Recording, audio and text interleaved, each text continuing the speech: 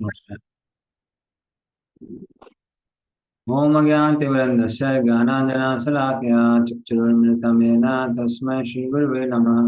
श्रीचैतन्यमनोभीष्टं स्थापितं येन भूतले स्वयं रूपकदा मह्यं ददाति च पदान्तिकम्। वन्देऽहं श्रीगुरुः श्रीयुतापदकमलं श्रीगुरून् वैष्णवांश्च श्रीरूपं सागरजातं सहगना रघुनाथं तं सजीवं साद्वैतं सावधूतं परिजनसहितं कृष्णचैतन्यदेवं श्री राधा कृष्ण पादान सगना ललिता शिव शाखां नमो विष्णुपादाय कृष्ण कृष्ण भूतले श्रीमते भक्ति वेदांत स्वामी नामने नमस्ते सारस्वते देवे गौरवाणी चारिणे निर्विशेष श्रीवादी पाश्चात्य वेशतारणे वांछकल्पतरुभ्यश्च कृपा सिंधु एवं पतितानां पावनेभ्यो वैष्णवेभ्यो नमो नमः। नमो महावदन्याय कृष्ण प्रेम प्रदायते कृष्णाय कृष्ण चैतन्य नामने गौरव नमः। हे कृष्ण करुणा सिंधु दीनबंधु जगत्पते गोसाई राधा कांता नमस्ते तप्तकांचन गौरांगी श्रीराधे वृंदावनेश्वरी विश्वानुसुते देवी प्रणमामि हरिप्रिये नीलाचल निवासाय नित्य परमात्मने बलवंत सुभद्राभ्याम जगन्नाथाय च नमः। जय श्री कृष्ण चैतन्य प्रभु नित्यानंद श्री अद्वैत गदाधर शिवसदि गौर भक्तवृंद। हरे कृष्णा कृष्ण कृष्ण हरे हरे हरे राम राम राम हरे।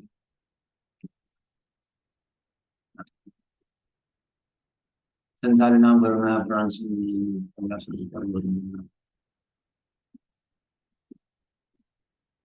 हरे कृष्ण। हरे कृष्ण प्रभु जी, सादर प्रणाम। जन प्रणाम हरि हरि। किसको याद है हम लोग कहाँ थे? 10th चैप्टर में थे ना sir? Text 25, Prabhu. We were doing the talks of, Hastinapur ladies on the rooftop. Text 25 we have to do. Okay okay okay. So 1 10 25। Yes, Prabhu.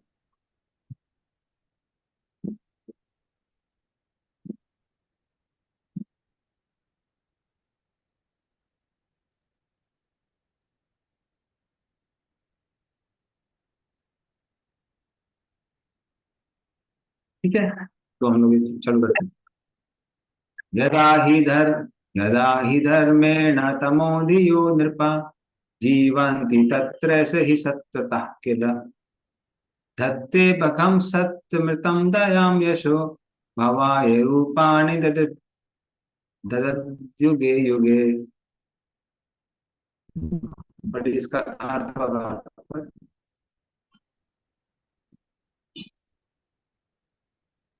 हरे कृष्णा। जब भी राजा तथा प्रशासक तमोगुण में स्थित पशुओं की तरह रहते हैं, तो भगवान अपने दिव्य रूप में अपनी परम शक्ति सत्यरित को प्रकट करते हैं। श्रद्धालुओं पर विशेष दया दिखाते हैं, अद्भुत कार्य करते हैं तथा विभिन्न कालों तथा युगों में आवश्यकता अनुसार विभिन्न दिव्य रूप प्रकट करते हैं। हरे कृष्ण। तो ये तात्पर्य भी पढ़ना है। हाँ जी हाँ जी। जैसा कि ऊपर कहा गया है, दृश्य जगत परमेश्वर की संपत्ति है।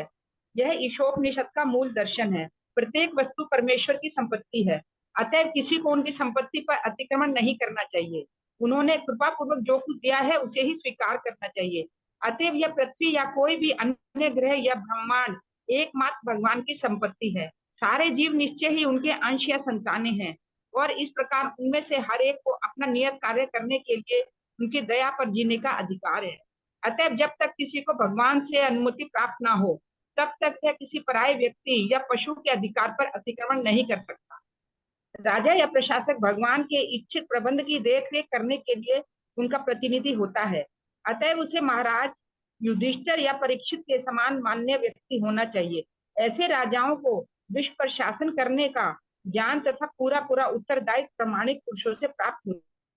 लेकिन समय समय पर भौतिक प्रकृति के निम्न गुण तमोगुण के प्रभाव से राजा तथा प्रशासक बिना किसी ज्ञान तथा उत्तरदायित्व के सत्तारूढ़ हो जाते हैं, और ऐसे मूर्ख प्रशासक अपने व्यक्तिगत स्वार्थ के लिए पशुओं की तरह रहते हैं। इसका परिणाम यह होता है कि पूरा वातावरण अराजकता तथा विषाक्त तत्वों से परिपूरित हो उठता है। मानव समाज में भाई भतीजावाद, घूस, धोखाधड़ी, मारामारी तथा इसके कारण दुर्भिक्ष, रोग, युद्ध तथा इसी प्रकार के अन्य उद्विग्नकारी तत्वों का प्राधान्य हो जाता है। भगवान के भक्त या श्रद्धालु लोगों को सभी प्रकार से दंडित किया जाता है। ये सारे लक्षण इस बात के सूचक हैं कि धर्म की स्थापना करने तथा कुशासन का विनाश करने के लिए भगवान अवतार लेने वाले हैं। भगवत गीता में भी इसकी पुष्टि हुई है। भगवान तब भौतिक गुणों से रंच मात्र में प्रभावित हुए बिना अपने दिव्य रूप में प्रकट होते हैं। वे अपनी सृष्टि के राज्य को सामान्य अवस्था में रखने के लिए भी अवतरित होते हैं। सामान्य अवस्था यह है कि प्रत्येक ग्रह के निवासियों की सारी आवश्यकताओं की पूर्ति के लिए भगवान द्वारा प्रबंध रहता है। वे प्रामाणिक शास्त्रों में वर्णित विधि विधानों का अनुसरण करते हुए सुखपूर्वक रह सकते हैं और अपने लिए पूर्व निश्चित कर्म करते हुए अंत में मोक्ष प्राप्त कर सकते हैं। इस भौतिक जगत की सृष्टि नित्य पद जीवों की मनमानी इच्छाओं की पूर्ति के लिए वैसे ही की जाती है जिस प्रकार की शरारती लड़कों के हाथ में खिलौने पकड़ा दिए जाते हैं। अन्यथा भौतिक जगत की कोई आवश्यकता ना थी। लेकिन जब ये भगवान की अनुमति के बिना विज्ञान की शक्ति द्वारा अवैध रूप से संसाधनों का दोहन करने के लिए उन्मत्त हो उठते हैं और वह भी केवल इंद्रिय तृप्ति के लिए, तब आतताइयों को दंड देने तथा श्रद्धालुओं की रक्षा करने के लिए भगवान को अवतार लेना पड़ता है। जब वे अवतरित होते हैं तब वे अपना परम अधिकार जताने के लिए अलौकिक कार्य करते हैं और रावण, हिरण्यकश्यप तथा कंस जैसे भौतिकतावादियों को समुचित रूप से दंडित करते हैं। वे इस तरह कर्म करते हैं कि कोई उनकी नकल नहीं कर सकता। उदाहरणार्थ, जब राम के रूप में भगवान प्रकट हुए तो उन्होंने हिंद महासागर पर सेतु बांधा। जब वे कृष्ण के रूप में अवतरित हुए तो उन्होंने बचपन से ही पूतना, अघासुर, शक्तासुर, कालिया और अंत में अपने मामा कंस का वध करके अलौकिक कृत्यों का प्रदर्शन किया। जब वे द्वारका में थे तो उन्होंने 16,108 रानियों से विवाह किया और उन सबसे प्रचुर संख्या में संतानें हुई। उनके निजी परिवार के सदस्यों की संख्या कुल मिलाकर 1 लाख तक पहुंच गई और वे यदु वंश के नाम से प्रसिद्ध। पुनः उन्होंने अपने जीवन काल में ही सबका विनाश भी कर दिया। वे गोवर्धनधारी हरि के नाम से प्रसिद्ध हैं क्योंकि 7 वर्ष की अल्पायु में ही उन्होंने गोवर्धन नामक पर्वत उठा लिया था। उन्होंने उस काल के अनेक अवांछित राजाओं का वध किया और क्षत्रिय के रूप में उन्होंने वीरता पूर्वक युद्ध किया।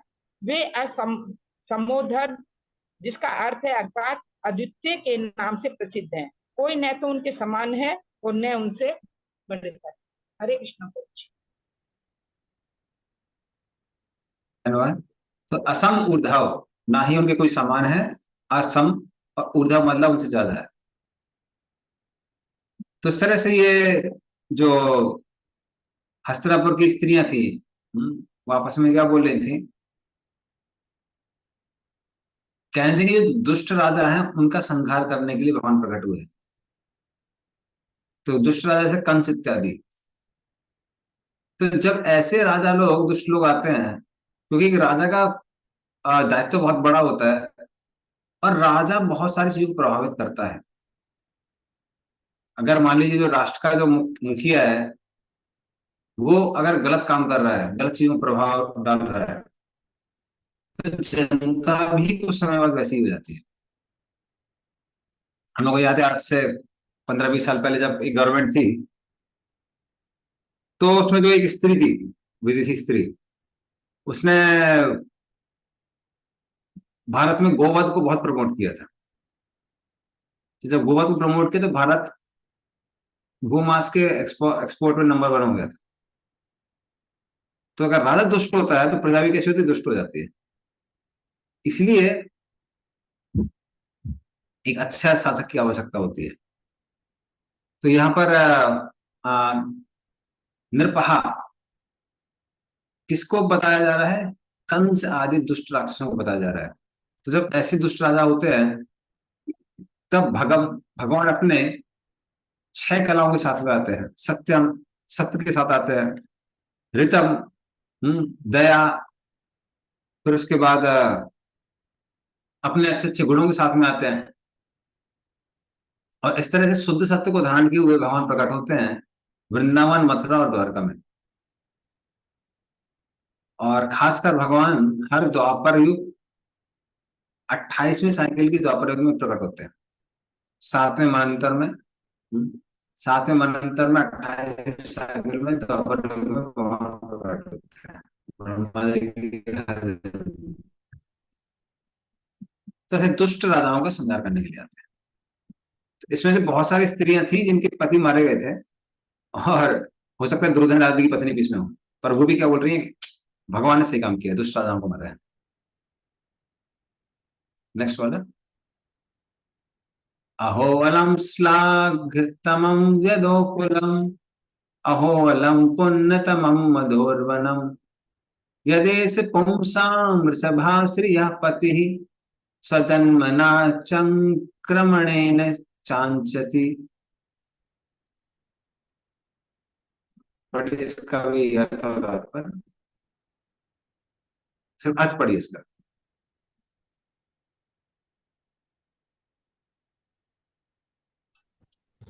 ओह, यदुवंश कितना यशस्वी है और मथुरा की भूमि कितनी पुण्यमयी है।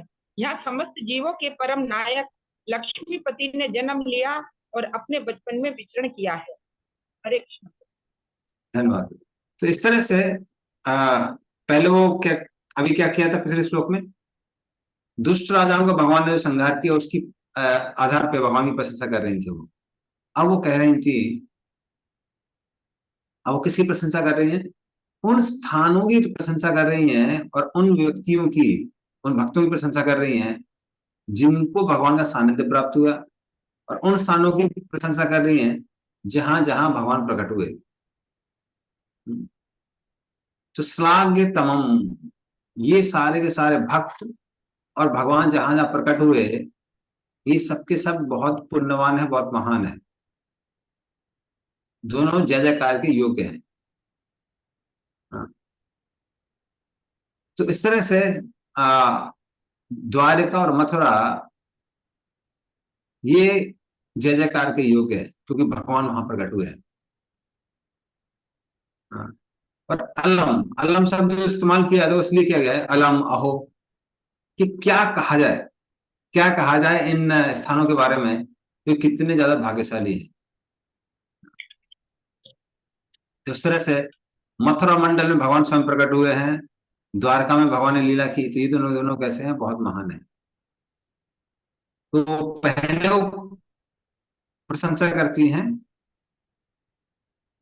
यदेशम पुण्यम रसोम श्रीयपति स्वजन्म, हाँ, स्वजन्म चरणाम।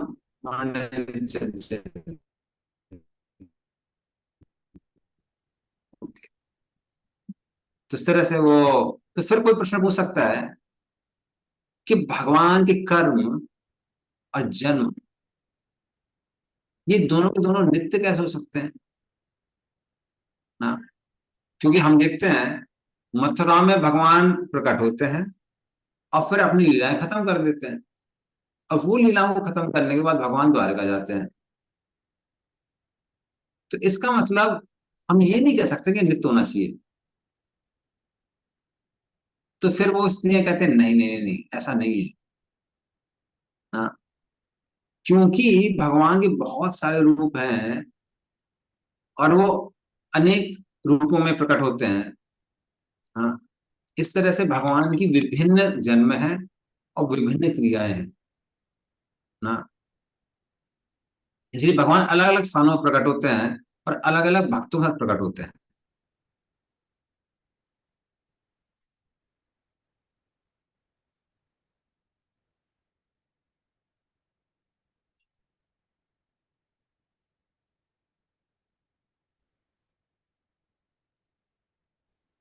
तो इसका मतलब, कहने का मतलब क्या है कि भगवान मान लीजिए मथुरा में आए और मथुरा से चले गए, तो मथुरा में प्रकट लीला, भगवान नित्य लीला करते रहते हैं, चालू करते हैं फिर दूसरी जगह चालू करते हैं। भगवान की सारी सारी लीलाएं कैसी हैं? नित्य हैं, नित्य हैं, वो क्षणिक नहीं है। तो फिर कोई प्रश्न पूछ सकता है, आप भगवान के जन्म और क्रियाओं को एक कैसे बोल सकती हैं? हाँ, तो आदमी में जन्म होता है फिर आदमी क्रियाएं करता है। तो उसमें वो कहती हैं, हाँ, भगवान की जन्म और भगवान पहले जन्म या फिर लेते हैं या फिर प्रकट होते हैं, उसको लीला करते हैं, पर ये दोनों के दोनों नित्य हैं। आज भगवान ने यहाँ जन्म लिया, फिर कहीं और लेंगे, फिर कहीं और लेंगे, कहीं और लेंगे। तो इस तरह से भगवान का जन्म भी नित्य है। हाँ, इसीलिए भगवान की लीलाओं पर ध्यान करने के लिए शास्त्रों में दिया हुआ है, क्योंकि भगवान के ना ही जन्म क्षणिक है और ना ही लीला क्षणिक है, दोनों के दोनों कैसे हैं? नित्य हैं।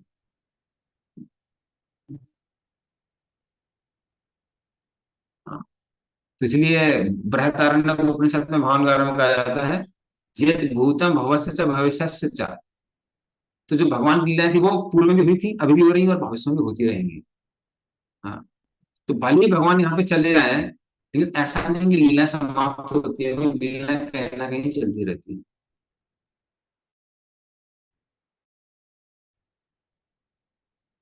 ओके, चलिए नेक्स्ट अगला श्लोक करते हैं। हाँ, नहीं, हम बताइए, बोलिए।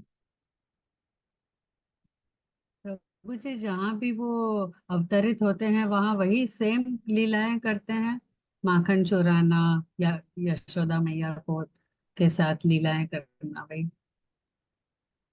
हाँ, हाँ, ये तो है। जैसे जो वृंदावन में लीला कर रहे थे, वृंदावन में वही लीला करते रहते हैं। ऐसा नहीं है कि वृंदावन में कुछ द्वारका वाली लीला कर रहे हैं, वैसा नहीं। वृंदावन में भगवान वैसी लीला करते रहते हैं, पहले प्रकट होते हैं फिर अप्रकट होते हैं। बृहद भक्तवामृत में इसका काफी सुंदर चित्रण आता है कि भगवान क्या करते हैं, आध्यात्मिक जगत में भी भगवान प्रकट होते हैं, धीरे धीरे बढ़ते हैं, अपनी लीला करते लीला करते लीला करते हैं।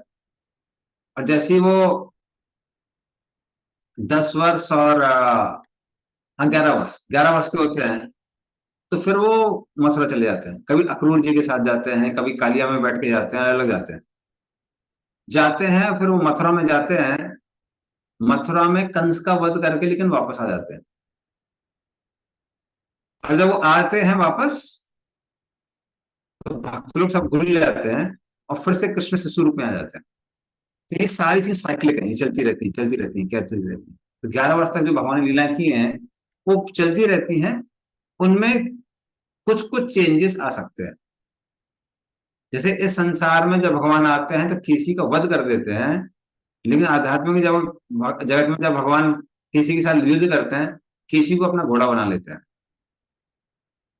ऐसा नहीं किसी को मार देते हैं, क्योंकि आध्यात्मिक जगत में सब कुछ नित्य है। उसी तरह से वत्सासुर को वध नहीं करते हैं, वत्सासुर को अपना बछड़ा बना लेते हैं। तो इस तरह की भगवान लीला है। ठीक है, थोड़े चेंजेस आते हैं। अहो वत्सर्व यशस्तिरस्करी कुशस्थली पुण्य यशस्करी भुवः पश्यन्ति नित्यं यदनुग्रहे सिद्धं स्मितावलोकं स्वपतिं स्म यत् प्रजाः। पढ़िए इसका भी अर्थ। हरे इसका कृष्ण। अर्थ और तात्पर्य दोनों पढ़ लीजिए प्लीज। हरे कृष्ण। हाँ, संदेह यह कितना आश्चर्यजनक है कि द्वारका ने स्वर्ग के यश को पराजित करके पृथ्वी की प्रसिद्धि को बढ़ाया है। द्वारका के निवासी समस्त जीवों के आत्मा भगवान श्री कृष्ण का उनके प्रिय स्वरूप में सदैव दर्शन करते हैं। श्री भगवान उन पर दृष्टिपात करते हैं और अपनी मुस्कान भरी चितवन से उन्हें कृतार्थ करते हैं। तात्पर्य: स्वर्ग लोक में इंद्र, चंद्र, वरुण तथा वायु जैसे देवता निवास करते हैं और पुण्यात्माएं पृथ्वी पर अनेक पुण्य कर्म करने के पश्चात वहां पहुंचते हैं। आधुनिक विज्ञानी स्वीकार करते हैं कि उच्च लोक में काल की व्यवस्था पृथ्वी से भिन्न है। इस प्रकार प्रामाणिक शास्त्रों से यह पता चलता है कि वहां पर आयु हमारी गणना के अनुसार 10,000 वर्ष है। पृथ्वी के 6 मास स्वर्ग के 1 दिन के बराबर होते हैं। इसी प्रकार भोग की सुविधाएं भी अधिक हैं और वहां के निवासी अत्यंत सुंदर हैं। पृथ्वी के समान मनुष्य स्वर्ग पहुंचने हेतु अत्यंत इच्छुक रहते हैं, क्योंकि उन्होंने सुन रखा है कि पृथ्वी की अपेक्षा वहां जीव को बहुत अधिक सुविधाएं प्राप्त होती हैं। अब वे अंतरिक्ष यान द्वारा चंद्रमा पर पहुंचने का प्रयास कर रहे हैं। इन सब बातों पर विचार करते हुए पृथ्वी की अपेक्षा स्वर्ग अधिक प्रसिद्ध है, लेकिन द्वारका के कारण पृथ्वी की प्रसिद्धि ने स्वर्ग लोकों को पीछे छोड़ दिया है, क्योंकि यहाँ भगवान श्री कृष्ण ने राजा के रूप में राज्य किया। इस पृथ्वी के 3 स्थान वृंदावन, मथुरा तथा द्वारका ब्रह्मांड के प्रसिद्ध लोकों में कहीं अधिक महत्वपूर्ण है। ये तीनों स्थान इसलिए निरंतर पवित्र है क्योंकि जब भी श्री भगवान अवतरित होते हैं तब वे विशेषकर इन्हीं 3 स्थानों पे अपनी दिव्य लीलाओं का प्रदर्शन करते हैं। ये श्री भगवान के नित्य पवित्र स्थल है और आज भी श्री भगवान के यहाँ दृष्टिगोचर न होने पर भी भक्तगण इस पवित्र स्थानों का लाभ उठाते हैं। श्री भगवान सभी जीवों की आत्मा है और वे चाहते हैं कि सभी जीव अपने स्वरूप में रहकर उनके सानिध्य में दिव्य जीवन में भाग लेते हैं। उनका आकर्षक रूप तथा उनकी मधुर मुस्कान प्रत्येक के हृदय में घर करने वाली है, और एक बार ऐसा हो जाने पर जीव श्री भगवान के धाम में प्रवेश पा जाता है, जहां से कोई भी लौटता नहीं। इसकी पुष्टि श्रीमद् भगवत गीता में हुई है। भले ही स्वर्ग के ग्रह भौतिक भोग की अच्छी सुविधाएं देने हेतु अत्यंत प्रसिद्ध क्यों ना हो, लेकिन श्रीमद् भगवत गीता 9वें अध्याय का 20 और 21 में हम जान पाते हैं कि ज्यों ही संचित पुण्य क्षीण हो जाते हैं, त्यों ही मनुष्य को पृथ्वी पर पुनः आना पड़ता है। द्वारका स्वर्गलोक से इसलिए अधिक महत्वपूर्ण है क्योंकि जिस किसी को भी श्री भगवान की स्मृत चितवन की प्राप्ति हुई है, उसे इस सड़ी गली पृथ्वी पर कभी भी नहीं आना पड़ता, जिसे श्री भगवान ने भी दुख का स्थान बताया है। न केवल यह पृथ्वी अपितु ब्रह्मांड के सारे लोक दुख के स्थान है, क्योंकि ब्रह्मांड के किसी भी लोक में ना तो शाश्वत जीवन है, न शाश्वत आनंद और न शाश्वत ज्ञान है। जो व्यक्ति श्री भगवान की भक्तिमय सेवा में लीन रहता है, उसके लिए उपर्युक्त 3 स्थानों द्वारका, मथुरा तथा वृंदावन में से किसी एक में रहने की संस्तुति की जाती है, क्योंकि इन तीनों स्थानों में भक्ति का प्रवर्धन होता है। अतएव जो लोग शास्त्रों की बताई विधि का है, जैसा भगवान श्री कृष्ण की उपस्थित रहने पर मिलता है, उनका धाम तथा स्वयं वे अभिन्न है, और आज भी कोई शुद्ध भक्त किसी अन्य अनुभवी भक्त के निर्देशन में सारे फल प्राप्त कर सकता है। हरे कृष्ण।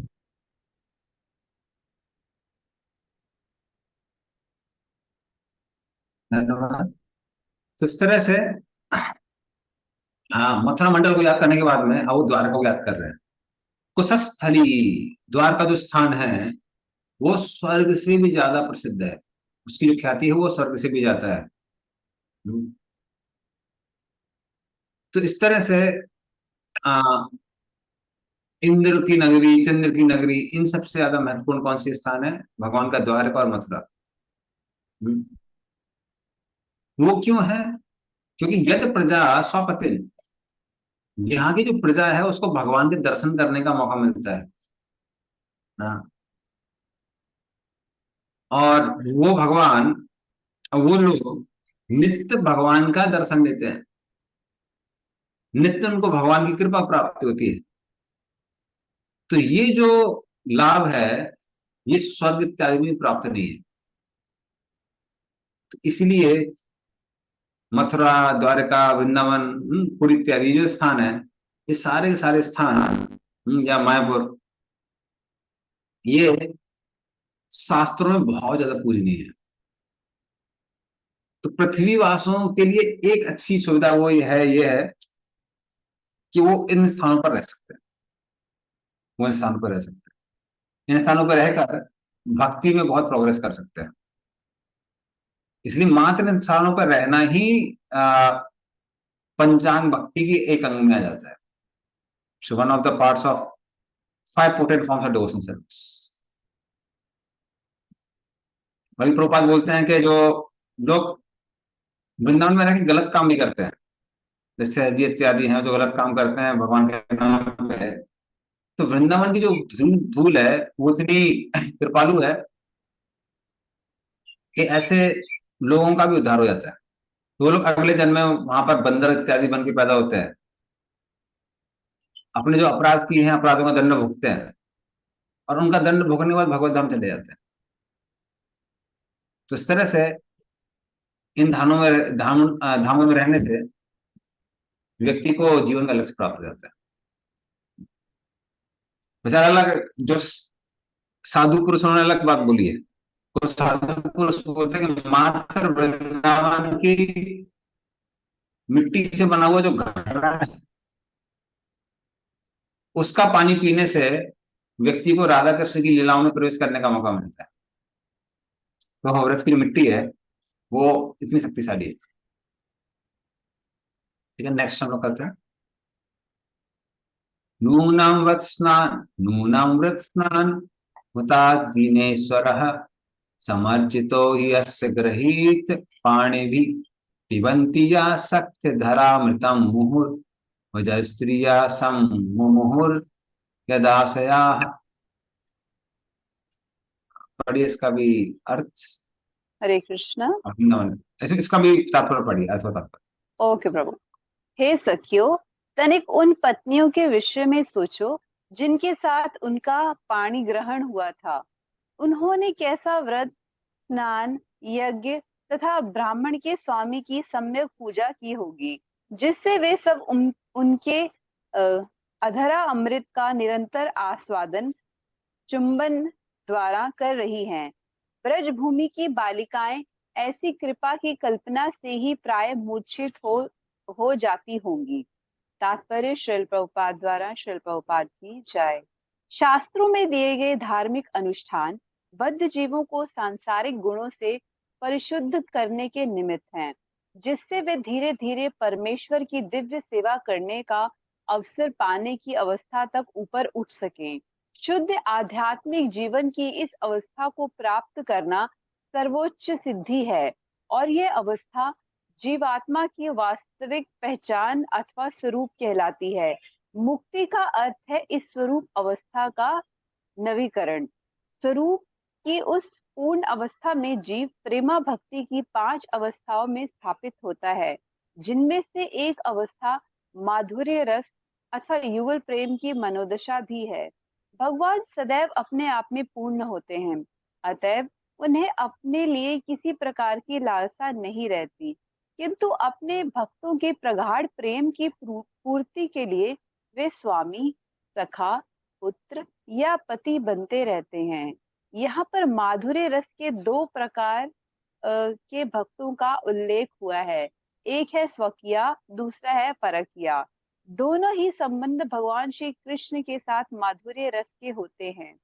द्वारका की रानियां स्वकीया थी, अर्थात वे विधिवत रूप से ब्याही हुई थी, लेकिन ब्रज की बालाएं उनकी तब की तरुण मित्र थी जब वे अनब्याहे थे। भगवान 16 वर्ष की उम्र तक वृंदावन में रहे और आस पड़ोस की लड़कियों के साथ उनका मैत्री भाव परकीय था। उन बालाओं तथा रानियों को शास्त्रोक्त स्नान तथा अग्नि यज्ञ द्वारा कठिन तपस्याएं करनी पड़ी, लेकिन ये सब अनुष्ठान अपने आप में परिपूर्ण नहीं है। न सकाम कर्म और ज्ञान की अनुशीलन या योग की सिद्धि ही अपने में पूर्ण है। ये सब स्वरूप की सर्वोच्च अवस्था को प्राप्त करने के लिए निमित्त हैं। भगवान की वैधानिक दिव्य सेवा करने के लिए प्रत्येक व्यक्ति को इन 5 अवस्थाओं में से किसी एक से भगवान से संबंध स्थापित करना होता है, और शुद्ध आध्यात्मिक स्वरूप होने पर यह संबंध किसी सांसारिक आकर्षण के बिना प्रकट होता है। उन पत्नियों द्वारा या भगवान को प्रेमी रूप में चाहने वाली तरुण गोपियों द्वारा कृष्ण का चुम्बन लेना कोई विकृत संस्कारी गुण नहीं है। यदि ऐसा होता तो सुखदेव गोस्वामी जैसे मुक्त आत्मा ने उनका आस्वादन करने का कष्ट ना उठाया होता, ना ही भगवान श्री चैतन्य महाप्रभु ग्रस्त जीवन त्याग करने के पश्चात इन विषयों के प्रति आकृष्ट हुए होते। यह अवस्था कई जन्मों तक की तपस्या करने के बाद प्राप्त होती है। धन्यवाद। हरे कृष्ण। Hare Krishna, thank you. तो इस तरह से पहले वो प्रशंसा करती हैं मथुरा वासियों की, फिर द्वारका वासियों की, और अभी कर रही हैं वृंदावन वासियों की। तो इस श्लोक में वो क्या बोल रही हैं, ये सारी स्त्रियां, तो ये श्लोक कौन स्त्रियां बोल रही हैं? जो स्त्रियां माधुर्य रस में हैं, तो जो स्त्रियां थी वहां पे कुरुवंश की, उसमें भी सबका अलग रस था। उसमें जो माधुर्य रस वाली स्त्रियां हैं वो ये श्लोक बोल रही हैं। वो क्या बोल रही हैं कि जो भगवान की पत्नियां हैं उन्होंने कितने सारे व्रत रखे होंगे, अलग अलग पुण्य स्थानों में स्नान किया होगा, कौन कौन से धाम में गई होंगी, कौन कौन से चीजों का त्याग किया होगा जिसकी वजह से उनको कृष्ण का अधरामृत प्राप्त करने का मौका मिल रहा है। और वो सारी की सारी स्त्रियां हम लोगों से बहुत ज्यादा भाग्यशाली है। भले ही हमारे कितने भी गुण क्यों ना हो, हम लोग कितने भी सुंदर क्यों ना हो, हम लोग कितने भी धनवान क्यों ना हो, हम हस्तिनापुर के हैं, लेकिन हमारे पास में वो पुण्य नहीं है जो इन सारी स्त्रियों के पास है, क्योंकि इन सबको कृष्ण का अधरामृत प्राप्त हुआ है। लेकिन वृंदावन की जो गोपियां हैं वो इनसे भी महान है। क्यों महान है? इसलिए महान है क्योंकि इस अधरामृत के बारे में सोचते ही वो बेहोश हो जाती है। सो आशया, इसकी आशा करते करते सम्मोह, वो बेहोश हो जाती है। तो इस तरह से गोपियों का जो प्रेम है वो बहुत ज्यादा है। इसलिए कई बार लोगों को क्या लगता है किसी चीज की प्राप्ति ही सब कुछ है। प्राप्ति मतलब ये मौका मिलेगा, हाँ, दैट इज परफेक्शन। लेकिन कृष्ण प्रेम ज्यादा महत्वपूर्ण है। तो अगर सानिध्य की बात की जाए तो जो द्वारिका की जो स्त्रियां हैं, जिनका प्रेम स्वार्थी कहा जाता है, उनको कृष्ण पति के रूप में प्राप्त हुए, तो उनको कृष्ण का सानिध्य ज्यादा प्राप्त हो रहा है। और जो गोपियां, उनका जो प्रेम है पार्थी है, क्योंकि उनका विवाह नहीं हुआ है, तो इसलिए उनको उतना सानिध्य प्राप्त नहीं होता है। लेकिन फिर भी गोपियों को इतना महान क्यों गया कहा गया शास्त्रों में? क्योंकि उनका प्रेम ज्यादा है, उनका प्रेम ज्यादा है। तो प्रेम बहुत महत्वपूर्ण है। कई बार जो लोग मंदिर में आते हैं जाते हैं, या भक्त लोग, जिन लोगों को डीटी वर्शिप करने का मौका नहीं मिलता है, कई बार उनको लगता है अरे ये पुजारी लोग कितने भाग्यशाली हैं, इनको भगवान का के चरण स्पर्श करने का मौका मिल रहा है, इनको भगवान की पर्सनल सेवा करने का मौका मिल रहा है, ये लोग कितने भाग्यशाली हैं। लेकिन जो पुजारी ऑल्टर के अंदर है उसके अंदर भक्ति भाव नहीं है इन केस, तो उसको कई बार वो चीज ही बहुत जैसी लगने लगती है। अरे भगवान कितना खाते हैं। जैसे कई बार बाहर लोग आते हैं ना, जिस खासकर उन्होंने देखा शुरू में भक्त आते हैं, तो जब टीटी बैकअप करने का मौका मिलता है बोलते हैं, "अरे, भगवान इस कटोरी कटोरी में खाया था, अच्छे से साफ करेंगे।" लेकिन जो जिसको रेगुलर बैकअप मिल जाता है, तो मंदिर में खासकर हमने देखा है, जो रेसिडेंट्स हैं पहली बात ऑलरेडी बहुत टायर्ड रहते हैं, सुबह से उठना है, ये सेवा वो सेवा, सोने का मौका नहीं मिल रहा है, वो बोलते प्रभु जी बैकअप सेवा। बैकअप सेवा से लगता है जैसे काला पानी की सजा मिली हो। अरे बैकअप सेवा।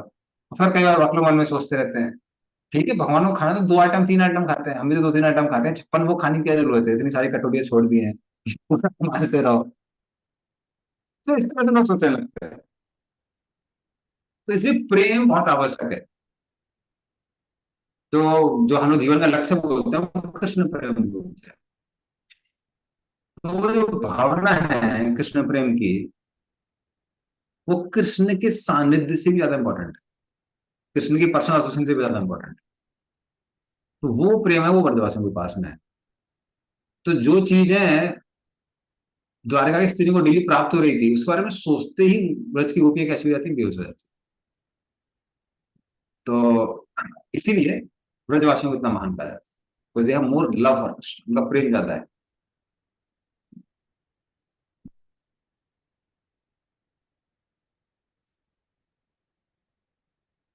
मैंने देखा है कई बार जब भगवान के स्पर्श करने को नहीं मिलता ना, तो लोगों को लगता है अरे अगर एक बार भगवान को टच करने का मौका मिल जाए।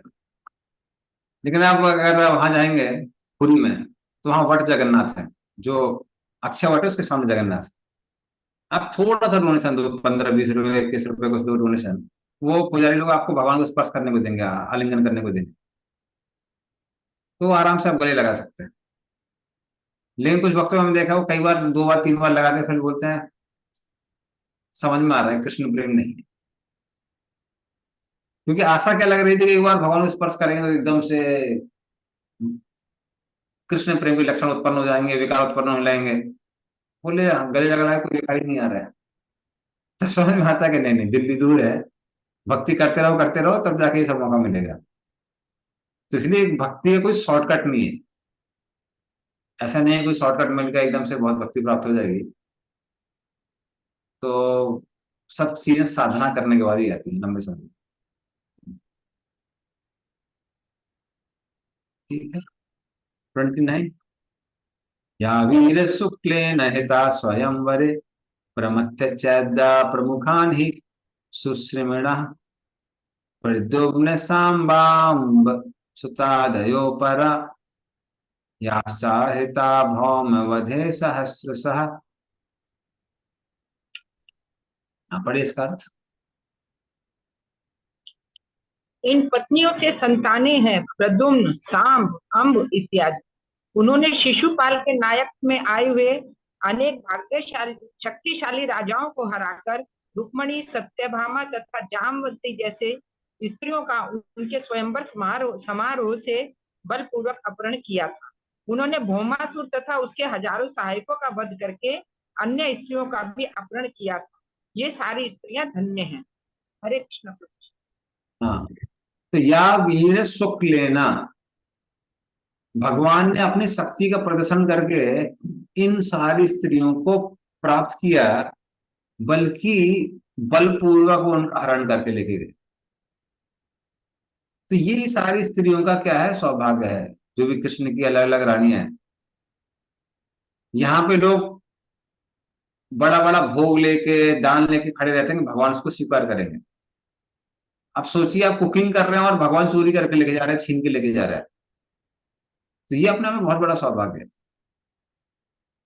तो जैसे सारी स्त्रियों को भगवान बलपूर्वक उठा के लेके गए, तो वो जैसा समझ में आता है, अरे भगवान मुझसे कितना प्रेम करते हैं, मुझे चोरी करके लेके जा रहे हैं। उसी तरह से वृंदावन की जो स्त्रियां हैं, वो जब कृष्ण माखन चोरी करके लेके जाते थे, तो उनको लगता है हम कितना भाग्यशाली हैं कि कृष्ण आते हैं, हमारा माखन चोरी करके लेके जाते हैं। यहाँ पर भोग लगाने के बाद, पूरा मंत्र पढ़ने के बाद में डाउट होता है, पता नहीं हमारी कितनी शुद्धता है, भगवान ग्रहण कर रहे होंगे नहीं कर रहे होंगे, और वहां भगवान छीन के लेके जा रहे हैं।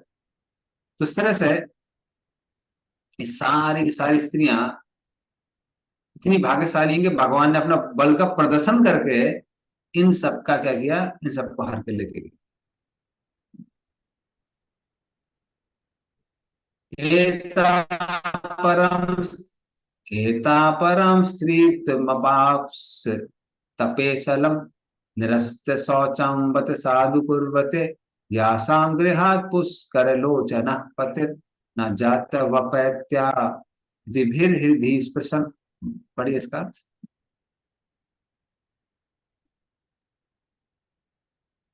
हरे कृष्णा। हाँ जी। इन सभी स्त्रियों ने व्यक्तित्व तथा शुद्धि से विहीन होते हुए भी अपने जीवन को धन्य किया। उनके पति कमल नयन श्री भगवान ने उन्हें घर में कभी अकेले नहीं छोड़ा। वे उन्हें बहुमूल्य भेंट प्रदान करके उनके हृदयों को प्रसन्न बनाते रहे। हरे कृष्ण प्रभु। तात्पर्य। हाँ जी, पढ़ लीजिए इसके बाद।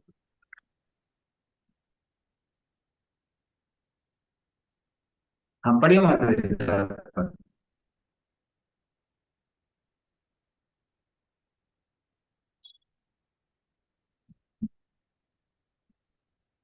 उनका लगता है वीडियो कुछ फ्रीज कनेक्टिविटी। हो गया है शायद। हाँ, आ गया। हाँ माता जी पढ़ने वाली थी। तात्पर्य प्रभु जी, हाँ आवाज जी, आ रही है मेरी? हाँ अभी आवाज आ रही है, पहले आवाज नहीं आ रही थी, अभी आ रही है। पढ़िए। तात्पर्य। भक्त परिशुद्ध हो चुके जीव होते हैं, जो ही भक्त श्री भगवान के चरण कमलों की शरण में सच्चे हृदय से आज समस्त भौतिक कल्मशों से रहित हो जाते हैं। ऐसे भक्त प्रकृति के तीनों गुणों के ऊपर होते हैं। भक्त के लिए कोई शारीरिक अयोग्यता नहीं होती। जिस प्रकार गंगाजल में गंदे नाले का जल मिल जाने पर उसमें कोई गुणात्मक अंतर नहीं रह जाता, स्त्रियां, वैश्य तथा शूद्र अधिक बुद्धिमान नहीं होते। अतएव उनके लिए ईश्वर तत्व को समझ पाना या श्री भगवान की भक्तिमय सेवा में लग पाना कठिन होता है। वे अधिक भौतिकवादी होते हैं और इनसे भी कम किरात, पूर्ण, आंध्र, पुलिंद,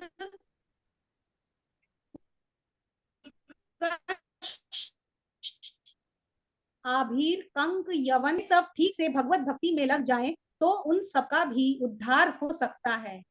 श्री भगवान की सेवा में लगने पर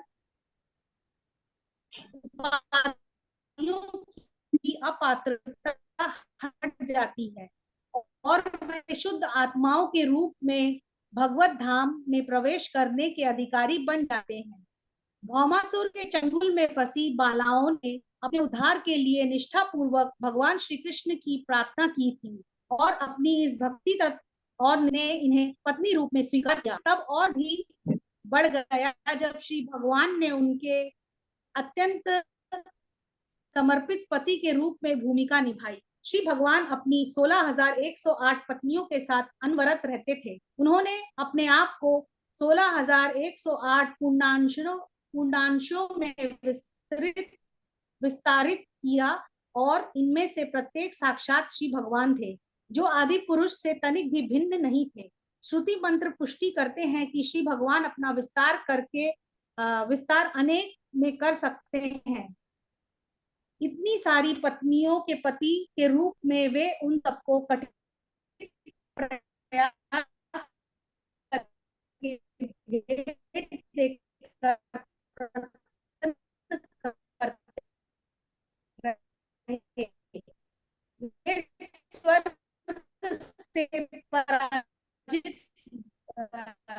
पारिजात वृक्ष ले आए। यदि कोई चाहता है कि भगवान श्री कृष्ण सती बने तो श्री भगवान ऐसे पूर्ण रूपेण पूरी करते हैं।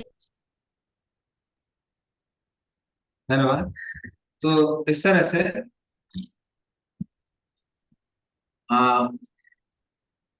अपास्त पेसलम, वो स्त्रियां जो कि भौमासुर द्वारा बंदी बना ली गई थी, उसके कारण उनका क्या हो गया था, सारी स्वतंत्रता उनकी खत्म हो गई थी। जो भी आशीष उनके पास था वो सब खत्म हो गया था, क्योंकि वो स्वर्ग आदि और महान राजाओं की पुत्रियां थी जो कि कृष्ण की महान भक्ति थी, लेकिन भौमासुर जबरदस्ती उनको पकड़ के लेके आया और बंदी बना के अपने पास रख लिया और फिर भौमासुर ने उनको दूषित कर दिया सबको। निरस्त सब ना, उनकी जो शुद्धता थी वो भी खत्म हो गई, वो भी उसको भी नाश कर दिया। लेकिन कृष्ण ने क्या किया, उनको भी एक्सेप्ट किया। तो खासकर वैदिक कल्चर में अगर कोई स्त्री को कोई और व्यक्ति स्पर्श कर ले, उसको कोई ग्रहण नहीं करता है, लेकिन कृष्ण मात्र भक्ति देखते हैं और कृष्ण ने सबको ग्रहण किया। और ग्रहण करने के बाद ऐसा नहीं है कि मात्र आश्रय देके अपने साथ में कोई वो खोल लिया उन्होंने आश्रय आश्रम, कि ये दुखी स्त्रियां हैं इनके लिए एक आश्रम खोल लेते हैं द्वारका के अंदर, वैसा नहीं। सबके लिए एक एक महल बनाया और महल बना के एक साथ मतलब हर स्त्री के साथ एक एक करके भगवान रहते थे। तो मैं सोचा था भगवान ने जब एक साथ सारे विवाह किए 16,108, अगर 16,100 विवाह एक साथ किए, तो फिर सारे रिचुअल्स के लिए वसुदेव को तो वहां रहना पड़ रहा होगा। तो इसको मतलब वसुदेव जी ने भी एक्सपेंड किया तभी तो वो कर सकते हैं।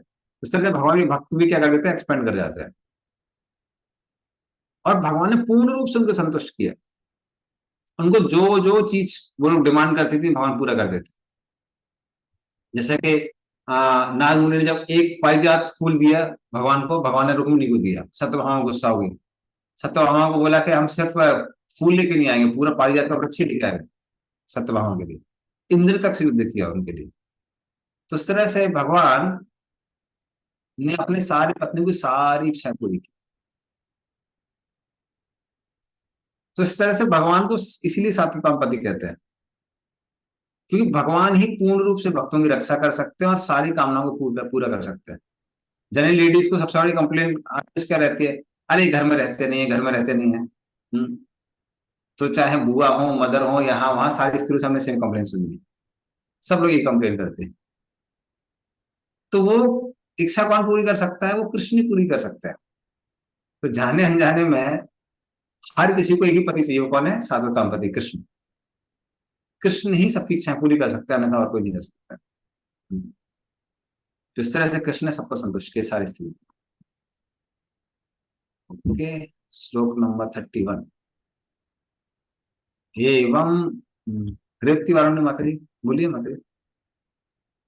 सॉरी प्रभु जी, थोड़ा एक प्रश्न है इसमें कि इसमें एक लाइन है कि स्त्रियां, वैश्य, शूद्र ये अधिक बुद्धिमान नहीं होते हैं, और इनसे भी नीचे जो है वो जो दूसरा लिखा हुआ है यवन और कंक और खस जो भी है, तो ये जो जातियां हैं, तो इसमें मतलब अपने कर्मों के अनुसार ये योनियां इनको प्राप्त हुई है, तो ये स्त्रियों से भी अधम है ये, जैसे यवन है, हाँ जी। कंक है, लेकिन ये अपने आप को जैसे जो यवन लोग है ना, भक्ति जो प्रोसेस है इनकी, जैसे 5 बार ये नमाज पढ़ते हैं, इनका हमारे जैसे कृष्ण हमारा भगवान है तो इनका भगवान अल्लाह है, तो क्या वो जो भक्ति की जो प्रोसेस वो कर रहे हैं तो उनको उनकी क्या गति होगी?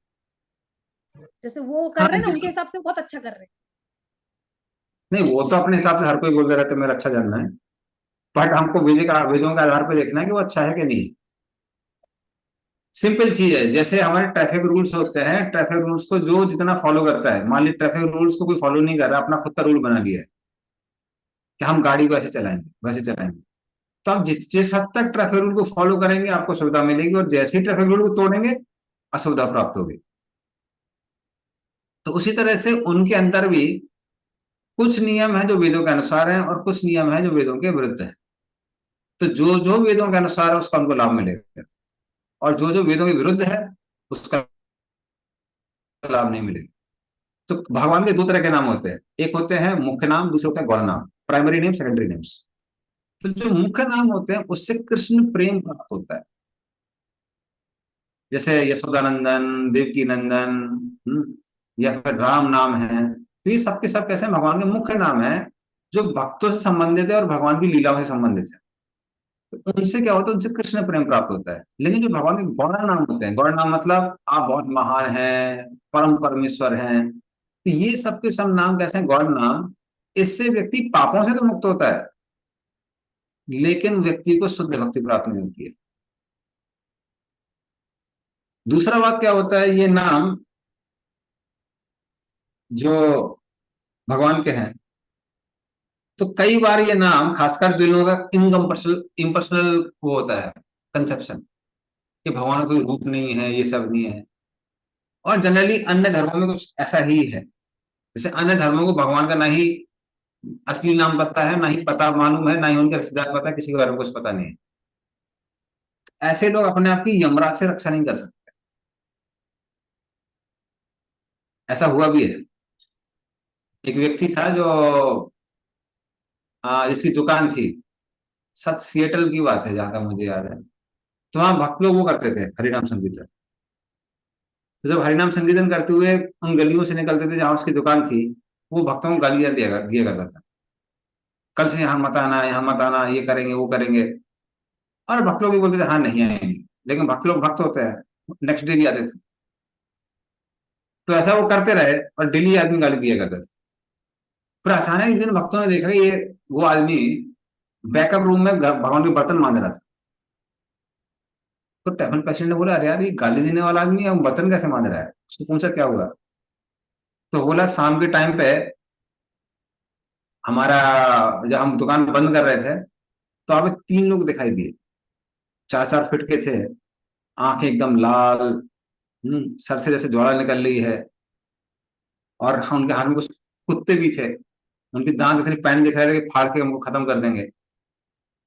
तो उनको जब हमने देखा, हम डर के मारे अपना जो भी कलमा है ये है वो है पढ़ना हमने चालू कर दिया। क्या वो लोग रुके नहीं, पास आते जा रहे थे, आते जा रहे थे। तब हम डर के मारे हमने सोचा कि यार ये लोग बहुत हरे कृष्णा करते हैं और ट्राई कर लेते हैं। तो जोर से बोला हरे कृष्णा, जैसे ही हरे कृष्णा बोला वो भाग गए। तो वो बोलना कि तब से हमको समझ में आया कि आपका ये हरे हरे कृष्णा बहुत पावरफुल है। तो फिर वो उसके बाद रेगुलरली आके वो बर्तन, भगवान में बर्तन मांगना चालू कर दिया उसने। और ये भी रिसेंट बात है, ये 10 साल पहले, 8-10 साल पहले मैंने मायापुर में सुनी थी ये कैसा। तो जो टैमिल पेशेंट है वो बता रहे थे। तो इस तरह से भगवान के मुख्य नाम और गौड़ नाम में बहुत अंतर होता है, बहुत अंतर होता है। और दूसरा, अगर मान लीजिए आप सिर्फ भगवान का नाम ले रहे हैं और बाकी सारे काम भगवान के विरुद्ध कर रहे हैं, भगवान के भक्तों के विरुद्ध कर रहे हैं, तब तो भगवान माफ थोड़ा ना करेंगे आपको। एक तरफ भगवान का नाम ले रहे हैं और यहाँ पर मंदिरों को लूट रहे हैं, वैष्णवों को मार रहे हैं। हाँ, बल्कि कुछ चीजें तो जो कि हिस्ट्री में मेंशन भी नहीं की हैं और बोल भी नहीं सकते, ऐसे ऐसे काम किए उन्होंने। तो जब कोई इतना घनिष्ठ निकृष्ट काम करेगा तो भगवान वो कैसे छोड़ेंगे। अहमद शाह अब्दाली ने एक हफ्ते में 1 करोड़ मथुरा मंडल के लोगों को मारा। पूरी यमुना लाल हो गई थी, लाली पीली हो गई थी। उसको वहां का अफगानिस्तान का राष्ट्रपिता कहा जाता है, ऐसे निकृष्ट व्यक्ति को। तो ऐसे दुष्ट लोग भले खुद भी अपने आप को कितना भी बड़ा वो क्यों ना समझे हैं, उनको हम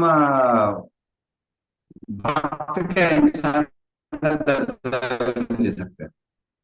और जैसे मारा था उसका डिस्क्रिप्शन कर ही नहीं सकते, उन्होंने अपने डिस्क्रिप्शन और बड़े गर्व के साथ लिखा कि जैसे बहुत बड़ा काम किया। तो ठीक है, वो बोल नहीं सकता हम। तो ऐसे लोगों को भले ही कुछ भी बोला जाए, लेकिन दुष्ट दुष्ट ही होते हैं, उनका उद्धार नहीं हो सकता। चलिए, एवं विधा गदन्ति नाम सागरा पुरयोषिताम निरीक्षणेनाभिनंदन सस्मितेन ययो हरिः।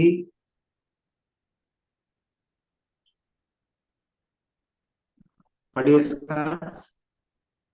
राजधानी हस्तिनापुर की स्त्रियां अभी उनका अभिनंदन कर ही रही थी और इस प्रकार से बातें चला रही थी कि भगवान ने मुस्कुराते हुए उनकी बधाइयां स्वीकार की और उन पर अपनी कृपा दृष्टि डालते हुए नगर से प्रस्थान किया। हरे कृष्ण। तो जैसे हमने प्रार्थना देखी है, जो पहले की शुरू की प्रार्थना थी वो उन स्त्रियों द्वारा थी जो कि शांत रस में थी, और बाद में उनकी द्वारा थी जो माधुर्य भाव में थी। तो जो शांत रस की स्त्रियां थी, भगवान उन पर दृष्टिपात करते हैं, उनकी तरफ देखकर उनको प्रसन्न करते हैं। और जो माधुर्य भाव की स्त्रियां थी उनको मुस्कुरा कर उनको प्रसन्न करते हैं। तो इस तरह से दोनों तरह के भक्तों के साथ में भगवान आदान प्रदान करते हैं और फिर हस्तिनापुर से आगे जाएंगे।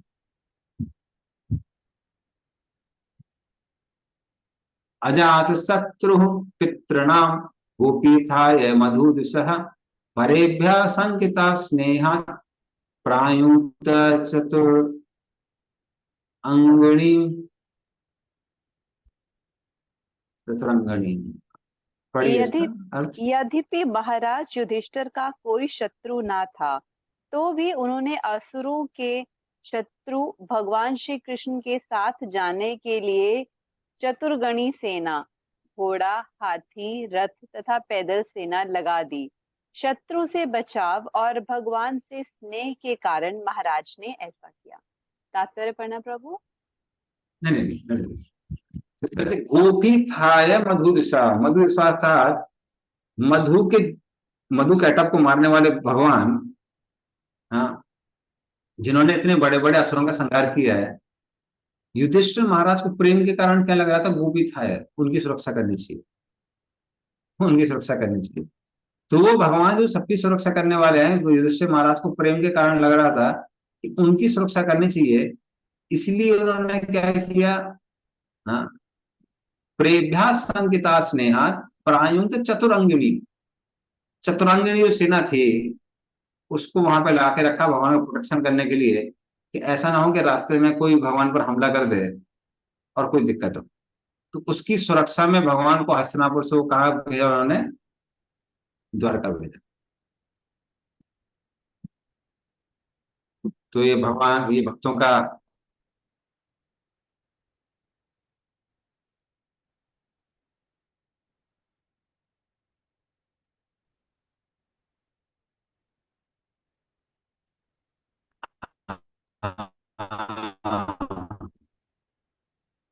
प्रभु जी, योर वॉइस इज ब्रेकिंग, आवाज प्रेम कट भाव रहा है। है, आवाज कट रहा है प्रभु आपका। और प्रभुपाद अस्त्र शस्त्रों के बारे में बता रहे हैं, ब्रह्मास्त्र वगैरह जहां भी प्रभुपाद ब्रह्मास्त्र का प्रयोग के बारे में बहुत कट रहा है। मैं देखता हूँ, उसको क्वेश्चन चेंज करते हैं।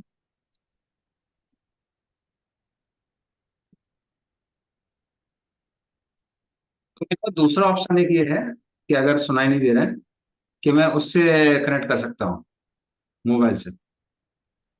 लेकिन You फिर can try switching off your video for a while. Maybe it will require some less bandwidth and we'll hear you better at least. Okay Now it is audible, Prabhu. Now it is Audible okay ठीक है बीच बीच में होता है प्रभु जी, तो अगर video of रखा है तो बैंडविड्थ कम लगेगा और आवाज तो अच्छे से आएगा आज। ठीक ठीक ठीक चलिए। तो इस तरह से प्रभुपाद कई जगह है जहां बहुत जगह बताते हैं ब्रह्मास्त्र के प्रयोग के बारे में कि ब्रह्मास्त्र बिना माता को आहत किए हुए शिशु को मार सकता है। आजकल के जो अस्त्र शस्त्र हैं वो होलसेल सबको मार देते हैं, वो कंट्रोल्ड नहीं है, कंट्रोल्ड वेपन नहीं है। पहले के जो वेपन्स थे वो कंट्रोल्ड वेपन्स थे, अग्नि उत्पन्न करता है। लेकिन पहले वायु अस्त्र, पर्वतास्त्र, पर्वतास्त्र पर्वत को प्रकट करता था, वायु अस्त्र वायु प्रकट करता था।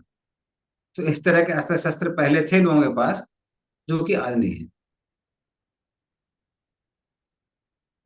अथ दूरागतान सौरिहि कौरवान विरहातुरान सन्निवर्त्य दृढ़ं स्निग्धान प्रायाः स्वनगरीं प्रिये।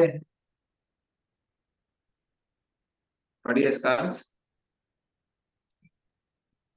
भगवान कृष्ण के प्रति प्रगाढ़ स्नेहवश कुरुवंशी पांडव उन्हें विदा करने के लिए उनके साथ काफी दूर तक गए।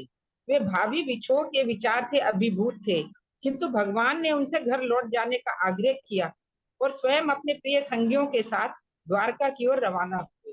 हरे कृष्ण प्रभु जी। हाँ धन्यवाद। तो इस तरह से कुछ समय तक स्नेह के कारण पांडव लोग गए साथ में, फिर उसके बाद भगवान ने बोला भी वापस जाइए। तो स्नेह के कारण भक्त लोग ऐसा करते हैं। और पहले जनरली इवन एक कस्टम था कि अगर कोई गेस्ट आता है तो एक जगह तक लोग छोड़ने जाते हैं जहां तक पॉसिबल होता है।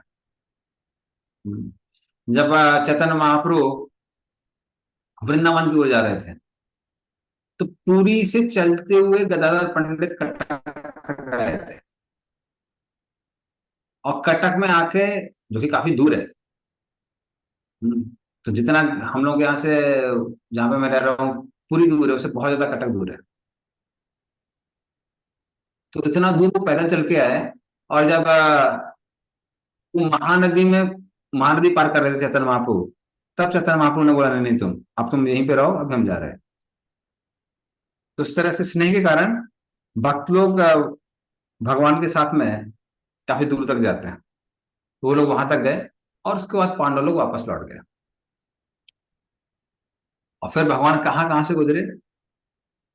कुरु जंगाल पांचालान सूर्यसेनान सयामुनान ब्रह्मावर्तम कुरुक्षेत्रम मत्स्याम सारस्वतानथ मरुधन वंतिकम सौवीर आभिरयो पुराण आनर्तान भार्गवो बागा छातवाहो मनाग्विभू। तो इसका अर्थ पढ़ सकते हैं आप। और पोपाल ने उसमें वर्ड टू वर्ड में देखिए सारे वो लिखे हुए हैं, कौन कौन सी जगह है। पढ़िए इसको।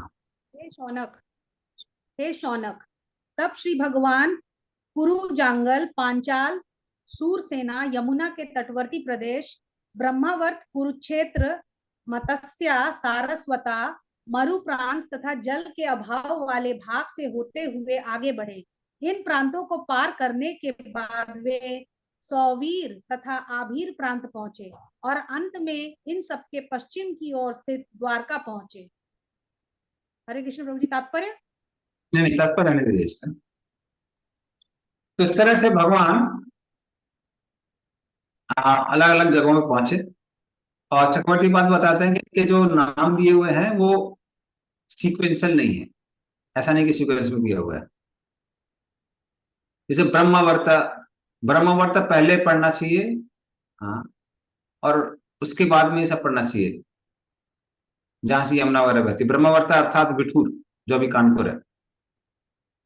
फिर उसके बाद पंचाल, पंचाल पंजाब के बारे में आता है। हाँ, सारस्वत, अच्छा सारस्वत प्रभुपाद बोलते हैं पंजाब के बारे में। धनवान अर्थात मध्य प्रदेश, आप ही रहे हो गुजरात। तो इसलिए से जो जो जगह आसपास पड़ी, भगवान सब जगह से गए। हाँ, पांचाली पंजाब में ही आता है, जहां से 5 नदियां मिलती।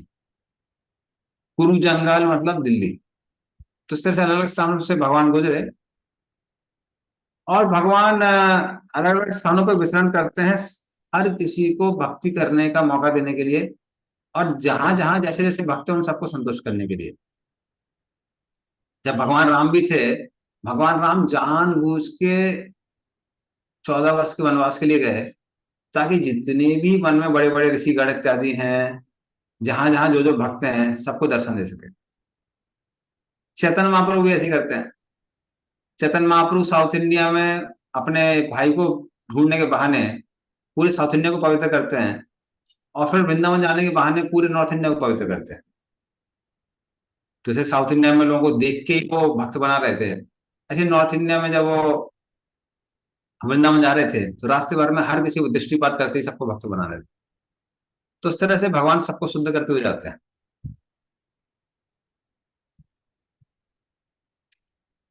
हाँ, अच्छा, इसमें क्या लिखा है?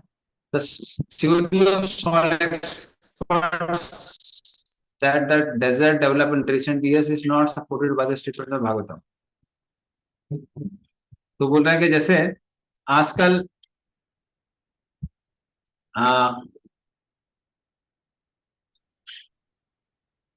राजस्थान या फिर मध्य प्रदेश में वो नहीं है, जल नहीं है। सॉइल एक्सपर्ट कई बार बोलते हैं कि पहले इन जगहों पे जल था। तो बात बताते हैं कि नहीं नहीं, इसके अनुसार 5000 साल पहले भी इनके अंदर जल नहीं था। ऐसा नहीं है कि अभी जल नहीं है, पहले था। तो मरु, मरु वो स्थान है जहां पर बिल्कुल मरुभूमि कहते हैं, जहां पे बिल्कुल जल नहीं होता है। और धनवर था जहां पे कम पानी होता है। और आंध्र द्वारका है एंड में, तो एंड में वो द्वारका में आ जाते हैं। और मनाक श्रांत वाहा, अभी तक उनके जो घोड़े थे वो थोड़े से थक जाते हैं। इस तरह से भगवान अलग अलग स्थानों पे जाते हैं।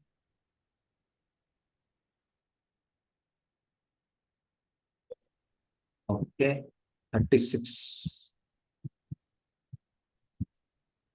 तत्र तत्र ही तत्र ये हरि प्रत्युद्यतार्हणः सायं भेजेति संपश्चात् गविष्ठो गां गतस्तथा। इसका अर्थ तात्पर्य दोनों पढ़िए। इन प्रांतों से होकर यात्रा करते समय उनका स्वागत किया गया, पूजा की गई और उन्हें विविध भेंटें प्रदान की गई। संध्या समय सारे स्थानों में संध्याकालीन अनुष्ठान कृत्य करने के लिए भगवान अपनी यात्रा स्थगित करते। सूर्यास्त के बाद नियमित रूप से ऐसा किया जाता। तात्पर्य श्रील प्रभुपाद द्वारा, श्रील प्रभुपाद की जय। यहाँ यह बतलाया गया है कि जब भगवान यात्रा पर थे तो वे नियमित रूप से धार्मिक नियमों का पालन करते रहे। ऐसा कतिपय दार्शनिक अनुमान है कि भगवान भी सकाम कर्मों को करने के लिए बाध्य हैं, लेकिन वास्तव में बात ऐसी नहीं है। वे किसी अच्छे या बुरे काम पर आश्रित नहीं हैं। चूंकि भगवान परम पूर्ण है, अतः वे जो भी करते हैं वे सबों के कल्याण के लिए होता है। किंतु जब वे पृथ्वी पर अवतरित होते हैं तो वे भक्तों की रक्षा के लिए तथा अपवित्र अभक्तों के विनाश के लिए कर्म करते हैं। यद्यपि उनके लिए कुछ भी करना अनिवार्य नहीं, किंतु वे सब कुछ करते हैं जिससे अन्य लोग उनका अनुगमन कर सकें। वास्तविक उपदेश की विधि यही है। मनुष्य को चाहिए कि स्वयं उचित कर्म करे और अन्य को भी यही शिक्षा दे, अन्यथा उसका अंधानुगमन कोई नहीं करेगा।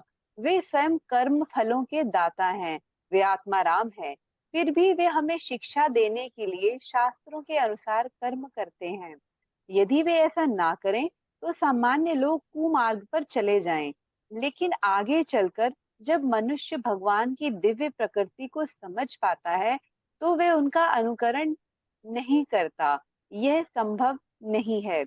मानव समाज में भगवान वही करते हैं जो सबका कर्तव्य होता है, लेकिन कभी कभी वे ऐसे महान कर्म करते हैं जो जीव द्वारा अनुकरणीय नहीं होता। यहाँ पर लिखे अनुसार उनके संध्या वंदन कार्य का पालन हर जीव को करना चाहिए, लेकिन उनके द्वारा गोवर्धन का उठाया जाना या गोपियों के साथ उनके रास का अनुकरण कर पाना संभव नहीं। कोई सूर्य का अनुकरण नहीं कर सकता। यदि वे गंदे स्थान को भी जल का शोषण कर लेता है। सर्वशक्तिमान ऐसा कुछ भी कर सकता है जो सबों के लिए कल्याणप्रद हो, लेकिन यदि हम उनका अनुकरण करने लगे तो हम अनंत कठिनाइयों में पड़ जाएंगे। अतः सारे कर्मों में एक अनुभवी मार्गदर्शक की अर्थात गुरु की राय लेना चाहिए, जो भगवत कृपा के प्रत्यक्ष रूप हैं। इस तरह निश्चित रूप से प्रगति हो सकेगी। इस प्रकार श्रीमद् भागवतम के प्रथम स्कंद के अंतर्गत द्वारिका के लिए भगवान श्री कृष्ण का प्रस्थान नामक 10वें अध्याय के भक्ति वेदांत तात्पर्य पूर्ण हुए। धन्यवाद। हरे कृष्ण। हरे कृष्ण। Thank you. तो इस तरह से जो जो स्थान हस्तिनापुर और द्वारका के वहां वहां भगवान कुछ समय के लिए रुके, भक्तों ने उनकी पूजा की, अर्चना की, उनको अलग अलग भेंटें दी, और उन भेंटों को लेके फिर भगवान आगे चले गए। इस तरह से वो अलग अलग स्थानों पर जाकर भक्तों की इच्छाओं को पूरा कर रहे थे। और एंड में जब वो द्वारका पहुंचे तो सायं भेजे दिसम पश्चात, तो शाम का समय था और जो सूर्यदेव थे वो पश्चिमी समुद्र में अभी डूब रहे थे। और फिर भगवान वहां पे संध्या वंदन करते हैं और फिर द्वारका में प्रवेश करने की तैयारी करते हैं। और तात्पर्य प्रभुपाद लिखते हैं कैसे, जो भगवान ने आदर्श का जो काम किया है उसका हम लोग अनुसरण कर सकते हैं, अनुकरण भी कर सकते हैं, लेकिन बाकी लीलाओं का हर चीज का अनुकरण नहीं कर सकते।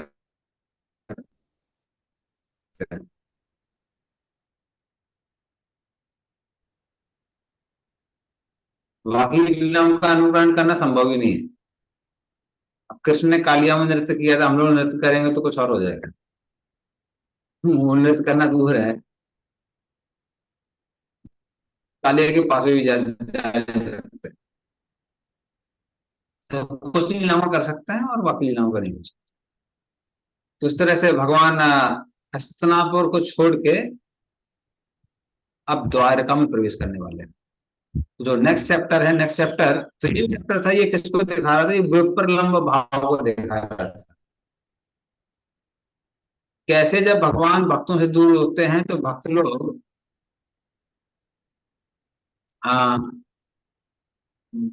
भगवान को याद करते हैं। और अब जब वो भगवान इतने समय बाद द्वारका वापस आ रहा, उसके बाद में फिर इतने समय तक हस्तिनापुर में युधिष्ठिर महाराज के साथ रहे, राजपाट का पूर्ण उनकी व्यवस्था की। वो होने के बाद फिर वो जब जाने लगे तो कुंती महारानी आ गई, वो प्रार्थना करने लगी। कुंती महारानी आते हैं, युधिष्ठिर महाराज विलाप करने लगते हैं। उसके बाद भगवान जाते हैं और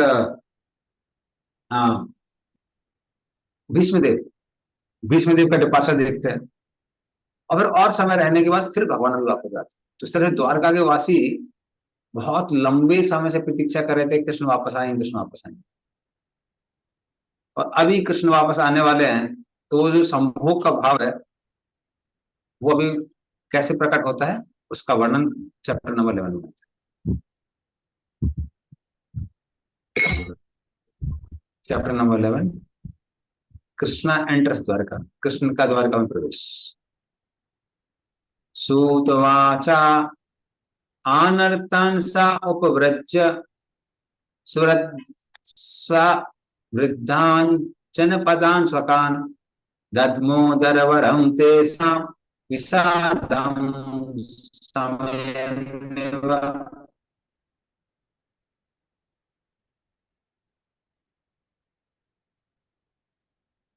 पढ़िए इसका अर्थ और तात्पर्य दोनों पढ़ सकते हैं।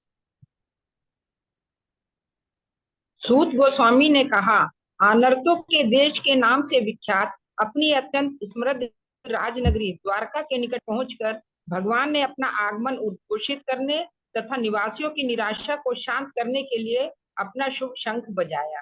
तात्पर्य, कुरुक्षेत्र युद्ध के कारण भगवान अपनी समृद्ध राजनगरी द्वारका से दीर्घ काल तक बाहर रहे, जिससे नगर निवासी उनके वियोग के कारण विषाद से अभिभूत थे। जब भगवान पृथ्वी पर अवतरित होते हैं तब उनके नित्य पार्षद उनके साथ आते हैं, जिस तरह राजा के साथ उसका पूरा दल चलता है।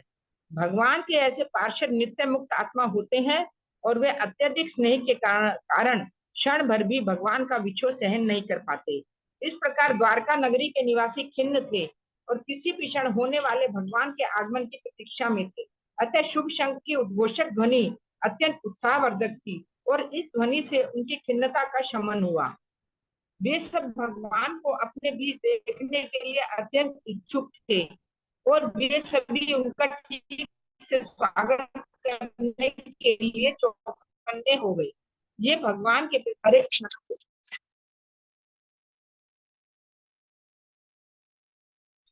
हरे कृष्ण। सो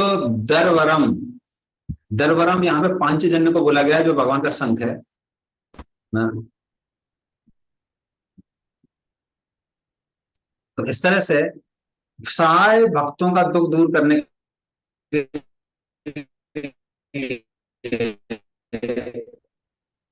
भगवान अभी शंख बजाते हैं।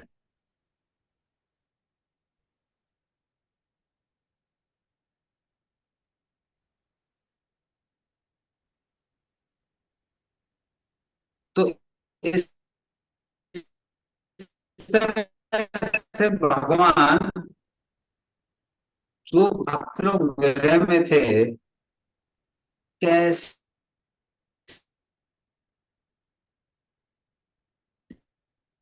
एक एक करके सबको चैप्टर में आता है, संतुष्ट करते हैं। अन्य द्वारकावासियों को हाँ, 5 जन के बारे में आता है कि भगवान 5 जनों को बजाते हैं।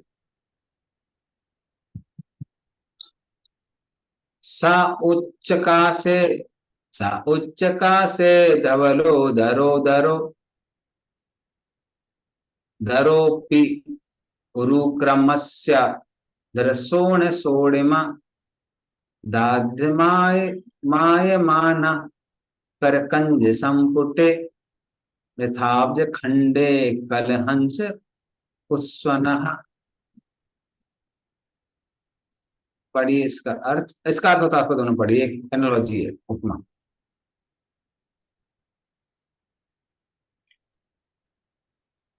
श्वेत तथा मोटे पैंदे वाले शंख श्री भगवान के हाथों द्वारा पकड़ा जाकर तथा उनके द्वारा बजाया जाकर ऐसा लग रहा था मानो उनके दिव्य ओंठों का स्पर्श करके लाल हो गया हो। ऐसा प्रतीत हो रहा था मानो कोई श्वेत हंस लाल रंग के कमल दंडों के बीच खेल रहा हो। तात्पर्य, श्री भगवान के होठों के स्पर्श से श्वेत संघ की लालिमा आध्यात्मिक महत्ता की सूचक है। श्री भगवान पूरे के पूरे आत्मा है और भौतिक पदार्थ से आध्यात्मिक अस्तित्व का अज्ञान है। बस आध्यात्मिक प्रकाश में पदार्थ नाम की कोई वस्तु नहीं जाती है। श्री भगवान जगत के कण कण में व्याप्त हैं और वे किसी में भी अपनी उपस्थिति प्रकट कर सकते हैं। श्री भगवान के प्रगाढ़ प्रेम तथा भक्तिमय सेवा से, या दूसरे शब्दों में श्री भगवान के आध्यात्मिक स्पर्श से प्रत्येक वस्तु उसी तरह लाल हो जाती है जिस प्रकार श्री भगवान के होठों में लगा शंख। परमहंस अर्थात अत्यंत बुद्धिमान पुरुष आध्यात्मिक आनंद रूपी जल में कलहंस के समान है, जो श्री भगवान के चरण कमलों से नित्य अलंकृत होता रहता है। हरे कृष्ण। धन्यवाद। तो इस तरह से श्लोक में उपमा दी गई है, श्लोक में उपमा दी गई है। तो जो भगवान के हाथ में शंख है उसकी तुलना की जाती है हंस से। और हंसों की तुलना प्रभुपाद ने की है परमहंसों से। जो भगवान के परमहंस भक्त हैं उनको भगवान अपने हाथ में धारण करते हैं। और दाद्यमान, और लगातार भगवान उसको जब बजाते हैं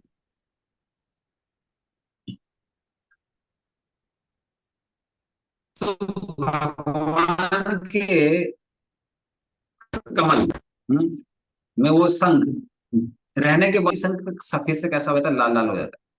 तो भगवान मुंडों की जो लालिमा है वो शंख के अंदर भी चली जाती है। तो इस तरह से वो शंख बहुत सुंदर दिखाई देता है। तो भगवान के जो भक्त लोग हैं, खासकर जो बड़े बड़े परमहंस हैं, वो वैसे भी भगवान के महान भक्त है। लेकिन जब वो भगवान के स्पर्श में आते हैं या भगवान उनका प्रयोग करते हैं अपनी सेवा के लिए, तो उनकी मधुरता या सुंदरता और भी ज्यादा बढ़ जाती है। तो इस तरह से ये उपमा यहाँ दी जाती है।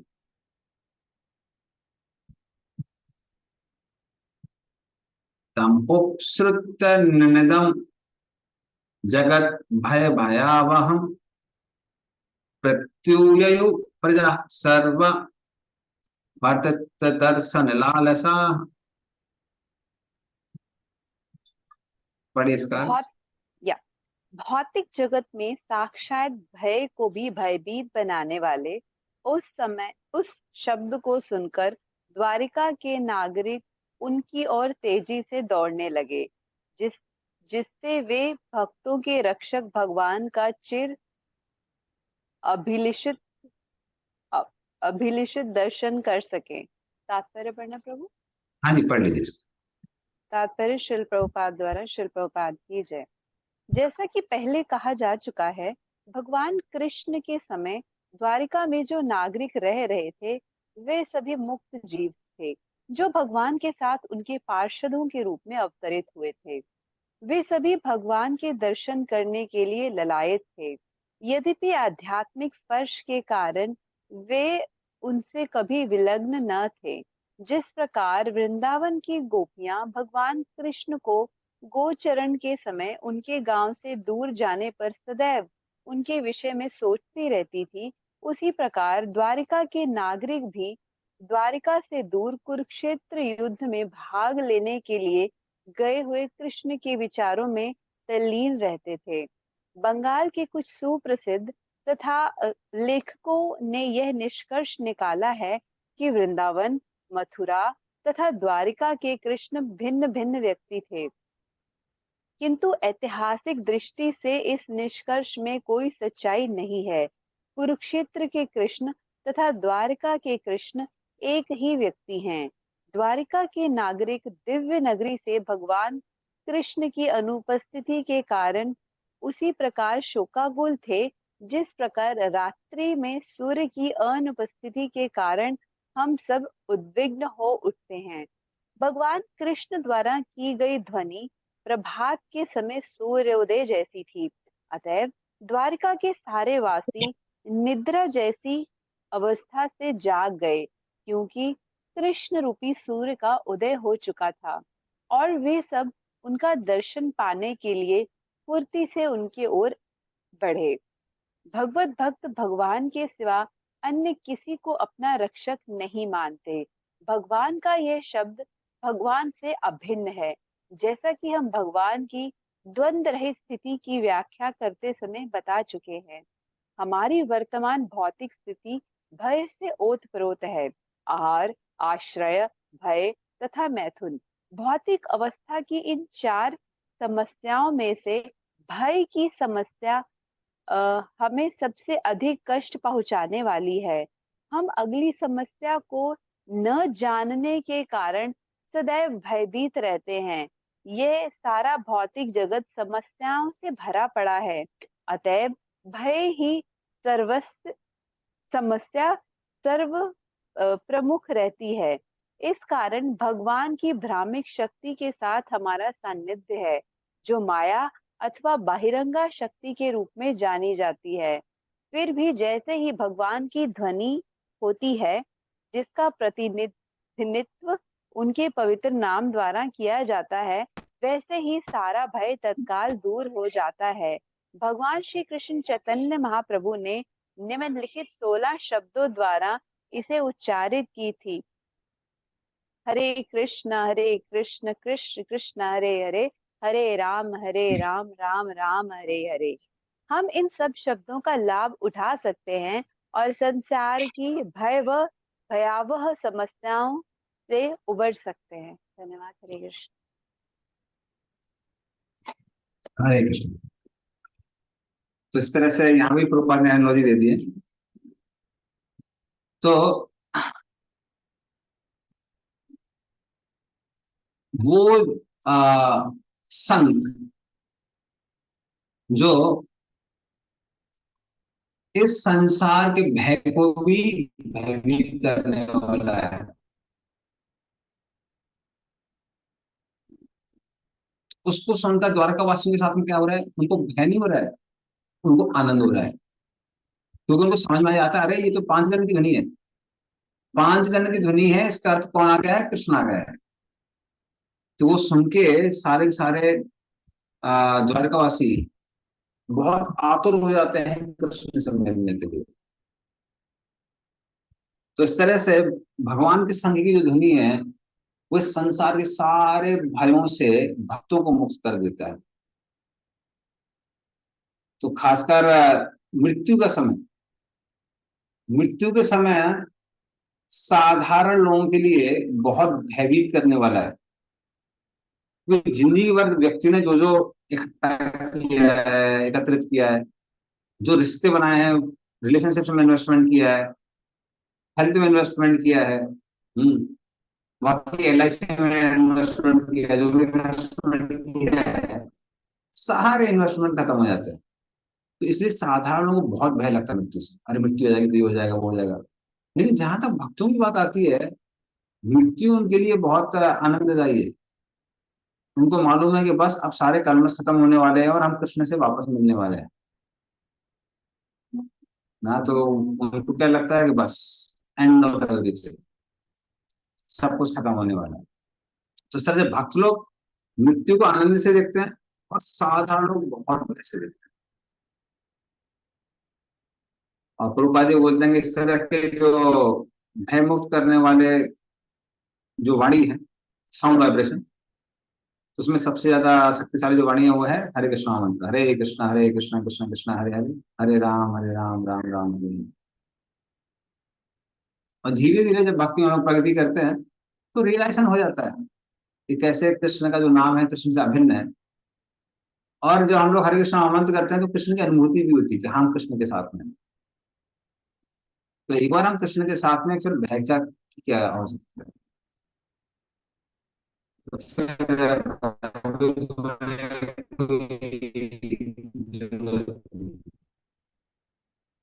तो इस तरह से हरे कृष्ण महामंत्र पूर्ण रूप से सारे भयों से मुक्त करने वाला है। ओके, तो उसके बाद तो भगवान प्रवेश करने वाले हैं। इसका ऑडिट हम लोग नेक्स्ट क्लास में पढ़ेंगे, श्लोक नंबर 4 और 5। भगवान एंड करते हैं यहाँ।